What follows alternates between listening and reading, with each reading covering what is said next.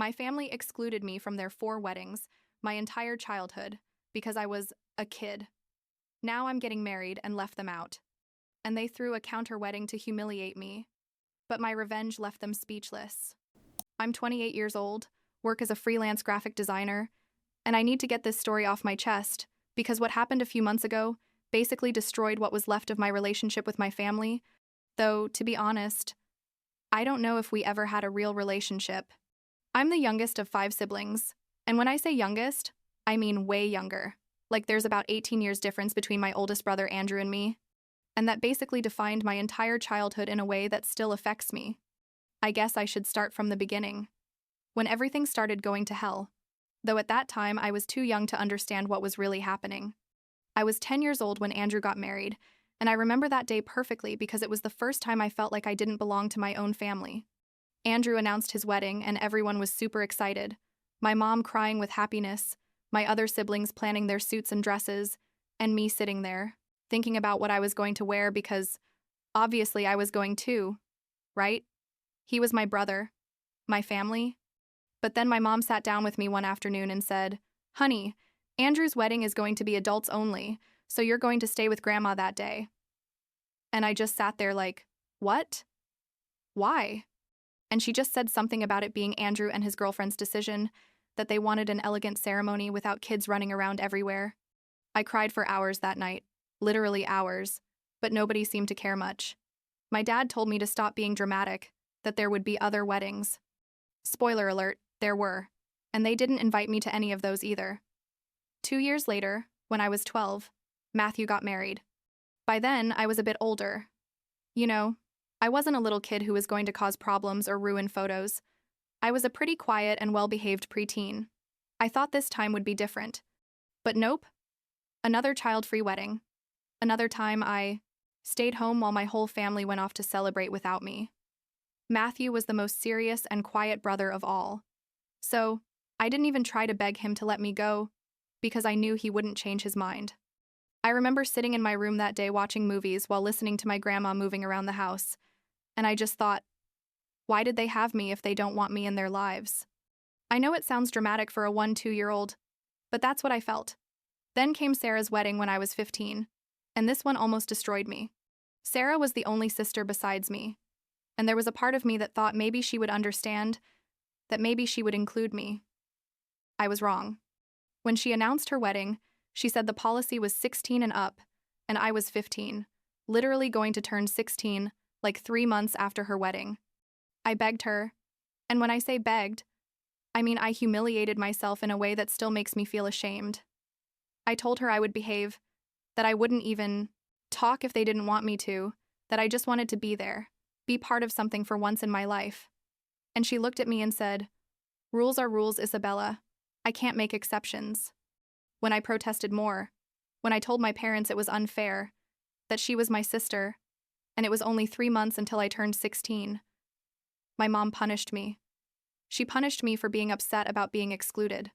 6 months without going out with my friends, 6 months without my phone after school, all because apparently I was the one being unreasonable. Can you believe it? And the cherry on top was David's wedding when I was 17. By then, I was resigned. Honestly, I no longer expected anything from them. David announced his wedding, and I didn't even bother asking if I was invited. I just assumed I wasn't. And I was right. But what really hurt me, what still hurts me to this day, is that my cousin, Amanda, who had just turned 18, was invited. There was literally a year difference between us. We got along, great at family gatherings, but she got to go and I didn't.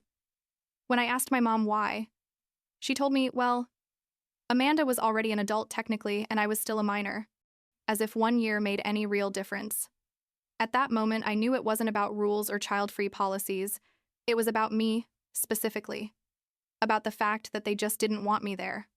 I spent my entire adolescence feeling invisible in my own family, like I was this accessory they had to tolerate but not really include in anything important. My siblings had their own lives, their own kids by the time I was a teenager, and I was like this weird thing that existed on the periphery of everything. Family gatherings were the worst, because everyone talked about the weddings, how beautiful they had been, showed photos, and me sitting there as if I didn't exist. Nobody ever asked me how I felt about it. Nobody ever apologized or acknowledged that maybe, just maybe, it had been kind of cruel to exclude me from absolutely telled everything. Fast forward to like 3 years ago, when I met Ethan. He's 30 years old, works in digital marketing, and honestly, he's the first person in my life who made me feel like I actually mattered. We were on our third or fourth date when the family topic came up, and I told him this whole story, expecting him to tell me I was exaggerating or being dramatic, because that's what my family had always told me. But Ethan looked at me and said, "That's really messed up, Isabella. Your family basically told you throughout your entire childhood that you weren't important enough to be at their special moments." And something about the way he said it, so direct and without minimizing it, made me cry right there in the restaurant. Because he was right. That was exactly what they had done, and nobody had validated it before. We got engaged like a year and a half ago. It was super romantic and perfect, and obviously we started planning the wedding. At first, my mom was all excited, calling me all the time to ask about plans, suggesting things, acting like we were super close when the reality is we never had been. And then one day, I was sitting with Ethan looking at the guest list, and he asked me if I was going to invite my siblings. And I just sat there thinking, why should I? Why should I give them the honor of being at my special day when they denied me being at theirs? And the answer was obvious. I shouldn't. I told Ethan I wasn't going to invite any of my 4 siblings, and I expected him to tell me I was being vengeful or that I should be the bigger person. But instead he said, "Seems fair to me. It's your wedding, and you should be surrounded only by people who really love you."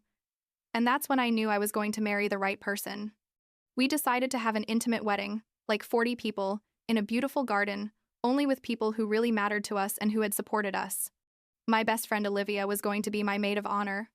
Obviously, she had been with to me through all the difficult moments of my life. The problem started when my mom realized my siblings weren't on the guest list. I knew it was going to be drama, but honestly, I wasn't prepared for the level of craziness that broke loose. My mom called me and basically yelled at me over the phone, telling me I was spiteful, that I was being childish. How could I do this to my family? And I'm there like, do what exactly? The same thing they did to me 4 times? But she didn't see it that way. To her, I was being cruel and vengeful, while my siblings apparently had just been exercising their right to have the weddings they wanted. The logic made no sense, but well, it never had in my family. I explained to my mom that it wasn't revenge, though let's be honest, maybe there was a little bit of that, but more than anything, it was about the fact that I didn't have a real relationship with my siblings, that they had never made an effort to include me in their lives, and that I wasn't going to pretend we had this perfect, united family when we clearly didn't. She started crying, saying I was breaking up the family. How could I be so selfish? And eventually I hung up on her because I just couldn't take it anymore. Ethan hugged me while I cried and told me I had done the right thing, that I didn't have to justify my decisions to anyone. But of course, my mom didn't stay quiet. The next day, the whole circus started. All my siblings started sending me messages, one after another, some playing victim, others angry, Sarah being the most vocal, as always. She sent me a super long message about how I was being immature, about how the circumstances of their weddings had been different, that I was a child then and now they were established adults who deserved to be there. And I just thought, deserved? Based on what exactly? On years of making me feel like I didn't matter? They created a family group chat, something we'd never had because we'd never been that kind of family, and started bombarding me with messages, some trying to be reasonable, others directly attacking me. Andrew wrote something about how he had been young when he got married and had made decisions he now regretted, but he never directly apologized or acknowledged the harm he had caused. Matthew didn't say anything, typical of him, but his silence said everything I needed to know. Sarah was writing complete essays about the importance of family and forgiveness, which was ironic coming from someone who had emotionally punished me for years. And David, well, David just said he was disappointed in me, as if his disappointment meant anything after everything. After like 3 days of this, I simply left the group chat and muted all their numbers. I didn't block them completely yet because part of me thought maybe eventually they would understand, but I needed peace of mind to be able to plan my wedding without this constant drama. Ethan supported me completely, even offered to talk to them, himself, but I told him no, that this was something I needed to handle, or rather, not handle. Just let them drown in their own drama, while I got on with my life. But then my parents showed up at my apartment unannounced. My dad, who generally let my mom do all the emotional work of the family, was standing there at my door, telling me I was being childish, that I needed to grow up and forgive. And something in me broke, because this was the same man who had told me to stop being dramatic when I was 10 years old, crying because I couldn't go to my brother's wedding. I told him, "No, not anymore. I'm not going to let you make me feel bad for finally setting boundaries. And if you can't respect my decision, then maybe it's better if you don't come to the wedding either." My mom started crying again, saying she couldn't believe I was uninviting them, and I had to explain that I wasn't uninviting them. I was just telling them that if they couldn't come and support me without making drama about my siblings, then I'd rather they didn't come.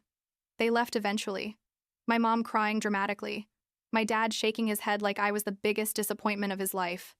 And honestly, at that moment I felt terrible, because despite everything, they're my parents, and a part of me still wanted their approval and their love. But Ethan reminded me that their love should never have been conditional on me accepting being treated like a second-class citizen in my own family. The following weeks were total madness. Relatives I didn't even know, started calling me. Uncles, aunts, cousins, all with opinions about my decision.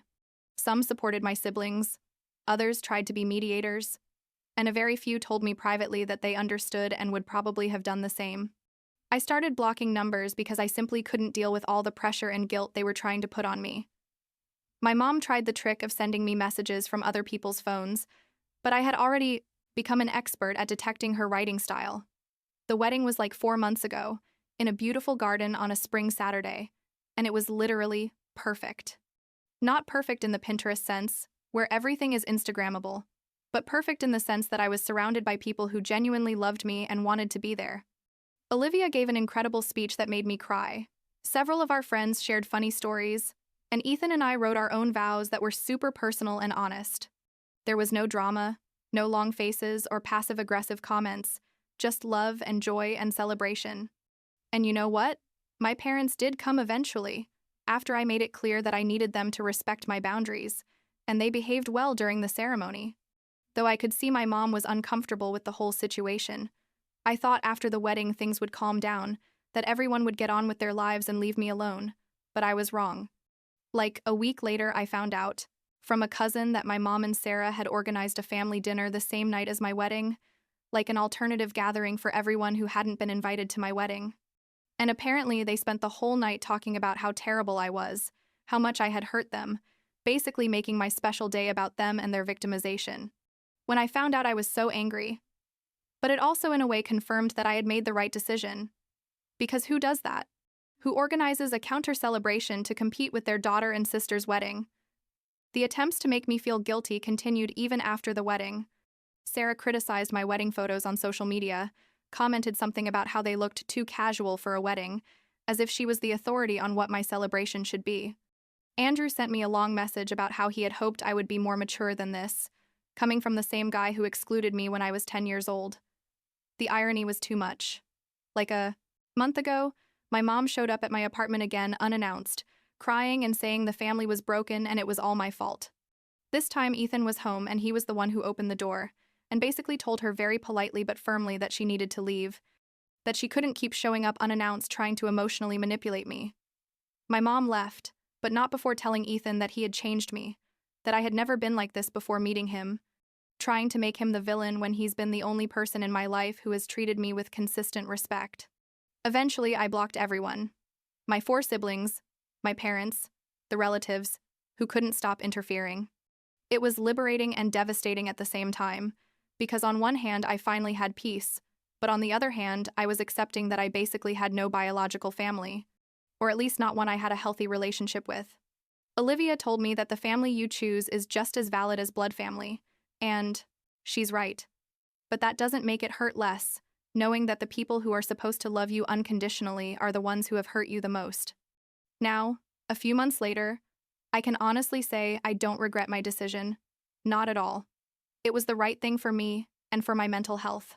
Ethan and I are building our own life, our own family, eventually when we decide to have kids, and those children are going to grow up knowing they are loved and included in everything. There won't be these ridiculous policies that make them feel less than. Sometimes I still feel sad about how things turned out, because at the end of the day, I would have preferred to have a functional family that loved me and included me. But I can't control other people's actions, only my own. And I chose to set boundaries and protect my peace of mind. And that's enough.